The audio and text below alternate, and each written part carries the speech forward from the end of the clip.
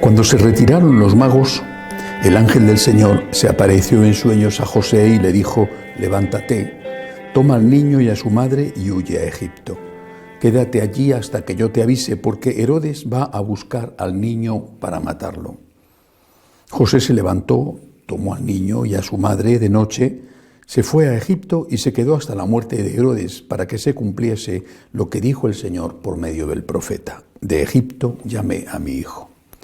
Al verse burlado por los magos, Herodes montó en cólera y mandó matar a todos los niños de 2 años para abajo en Belén y sus alrededores, calculando el tiempo por lo que había averiguado de los magos. Entonces se cumplió lo dicho por medio del profeta Jeremías: un grito se oye en Ramá, llanto y lamentos grandes. Es Raquel que llora por sus hijos y rehúsa el consuelo porque ya no viven. Palabra del Señor. Gloria a ti, Señor Jesús.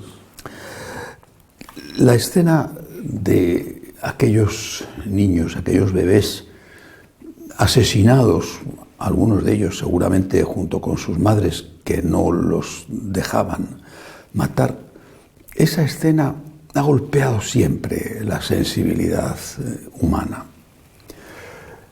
Era la razón de Estado la que llevaba a Herodes a quitar de en medio un posible rival, según lo que él pensaba, claro.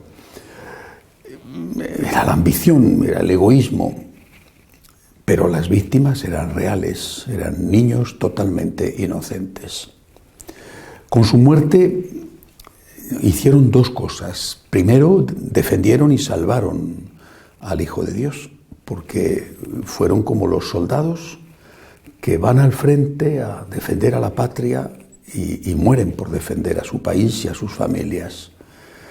Aquella matanza de inocentes sirvió de distracción para el asesino, que se quedó satisfecho creyendo que había culminado su obra. Aquellos niños salvaron a Jesús. Repito, como los soldados valientes que dan su vida por la patria, aquellos niños dieron la vida por Cristo, por el Rey. Pero luego pusieron de manifiesto, y esta es la segunda cosa importante, pusieron de manifiesto la crueldad del personaje, lo injusto del sistema. Y quisiera fijarme en esto para comparar lo que ocurrió en aquella matanza de inocentes con lo que ocurre hoy en la matanza de inocentes del aborto. Los sistemas políticos, los sistemas ideológicos, bueno, todos ellos tienen pros y contras. Sus defensores los consideran siempre perfectos y sus detractores los consideran siempre totalmente equivocados. Todos tienen sus pros y sus contras. Pero una cosa es la teoría y otra cosa es la práctica.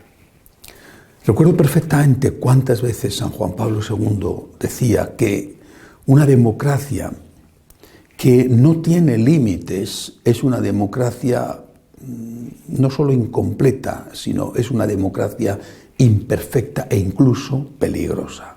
Porque una democracia que no tiene como límite la ley natural, no la ley religiosa, sino la ley moral natural, es una democracia que mañana puede aprobar en las cámaras, en los parlamentos, por ejemplo, la matanza de los que no son del país, o de los que no tienen una piel determinada, o de los que no tienen lo que hoy se considera calidad de vida. Por ejemplo, los ancianos, los enfermos, los que tienen sufrimientos.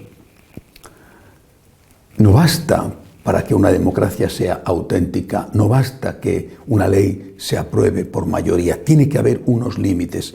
San Juan Pablo II insistió en eso muchas veces y el Papa Benedicto XVI, en un importante discurso en el Parlamento alemán en Berlín, también habló de lo mismo, y él era alemán y sabía perfectamente de qué estaba hablando, porque la llamada solución final de los nazis se aprobó democráticamente, es decir, mataron a los judíos con una ley aprobada en las cámaras. No podemos pensar que la matanza de los niños inocentes es inocua simplemente porque es legal. El aborto puede ser legal, y es legal, por desgracia, en cada vez más países. Y la eutanasia puede ser legal y también va ganando espacio. Pero eso no significa que sea ética, que sea moral. Algunos dicen, pero es que esta situación es tan trágica, tan límite, de, pues no sé, la muchacha violada por el padrastro, pero que solo tiene 13 años, o una situación terrible, además está en peligro de muerte y además el niño viene mal, en fin, un montón de cosas, ¿no? Bueno,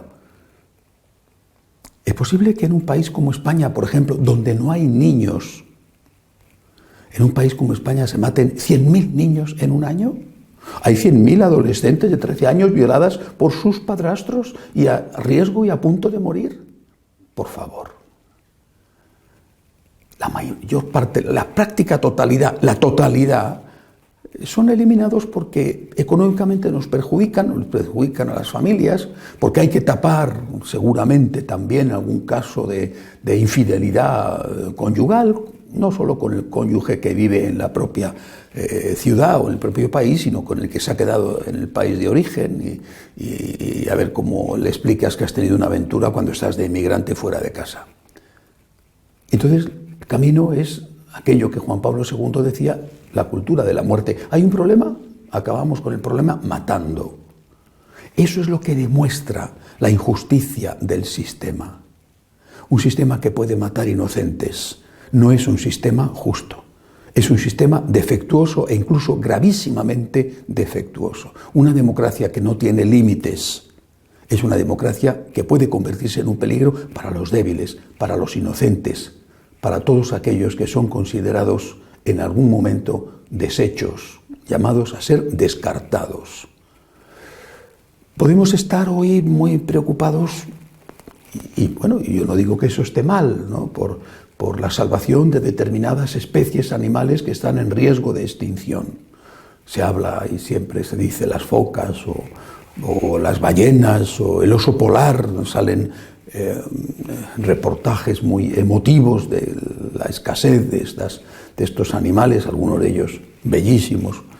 Podemos estar muy preocupados, pero no estamos nada preocupados porque, repito, en un país como España se maten 100.000 niños en un año. Y lo maten además con permiso de sus padres.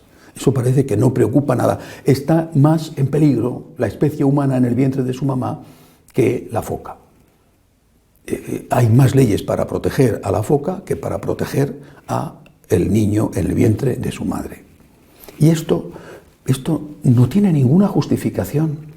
Es que no hay niños, es que necesitamos niños, es que hay dinero de sobra. Lo que tiene que haber es más solidaridad, más ayuda a esas mujeres que se encuentran en una situación de crisis, en una situación de dificultad económica, social, de soledad, de rechazo, de lo que sea. Más ayuda a esas mujeres para que no tengan que hacer la barbaridad de matar a su hijo. Ellas son ya madres.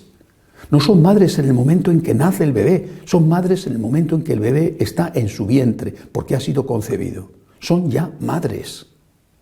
Y una madre que mata a su hijo es todo lo peor que puede hacer una mujer y lo que más daño le hace no solamente al hijo, sino lo que más daño le hace a esa misma mujer. Necesitan ayuda, pero la ayuda no puede ser facilitarles que maten a sus criaturas. Repito, la muerte de los inocentes demuestra la injusticia del sistema. ¿Qué tenemos que hacer? Por supuesto, primero siempre rezar, no callarnos, hablar con paz, sin violencia, sin amenazas, ayudar a esas mujeres para que de verdad tengan una opción e intentar, por medios pacíficos y democráticos, cambiar unas leyes que son injustas y que erosionan gravísimamente el sistema democrático. Hoy recordamos a aquellas víctimas inocentes de Belén y recordamos a los millones de víctimas inocentes por el aborto. Se dice con números en la mano que desde la aprobación del aborto oficialmente en Estados Unidos y antes en Rusia, en la Unión Soviética, han muerto más niños por aborto que en todas las guerras que han ocurrido en el mundo en toda su historia. Por estos niños, por sus madres, que sin saberlo también ellas son víctimas, aunque sean libres y aunque quieran hacerlo conscientemente, por todos ellos aplicamos hoy la Santa Misa. Que así sea.